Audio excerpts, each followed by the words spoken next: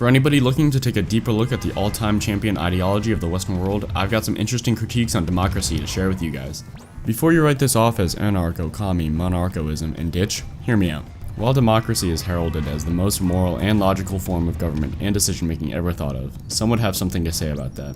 Among these people is the great thinker Socrates, the famous philosopher who lived in ancient Greece. The very society that is praised for the creation and successful implementation of democracy on a government scale.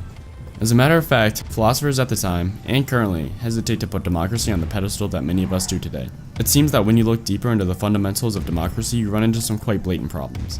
If you're interested in hearing Socrates' opinion on the matter, somebody who was eventually put to death due to a democratic vote, I highly suggest you go check out School of Life's video named Socrates' Hate of Democracy. This video goes much further into detail about the metaphors he used to argue against the logic democracy uses to justify itself. It also presents them in an easily consumable manner with animations and pictures. Next up, I have a reading suggestion for you guys. I have to lead off by saying some may disagree with my inclusion of this short story, but I think it makes sense, so I'm going to talk about it.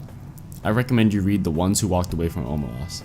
This is a short story that takes no longer than 10 minutes to read. It's only 4 pages long, but I believe it finds time to explore the morals of the concept of majority rules.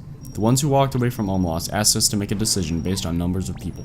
But it goes beyond that and asks us to judge those who use numbers and statistics to decide what will change the lives of other people. The logic may add up, but some may argue that it doesn't make it right.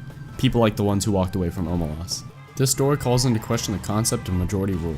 I shouldn't have to tell anybody the connection from this to democracy. Once again, if you're somebody who's interested in politics, I think you should give this a read and take some time to think about what it means to you. Feel free to let me know your thoughts in the comments below.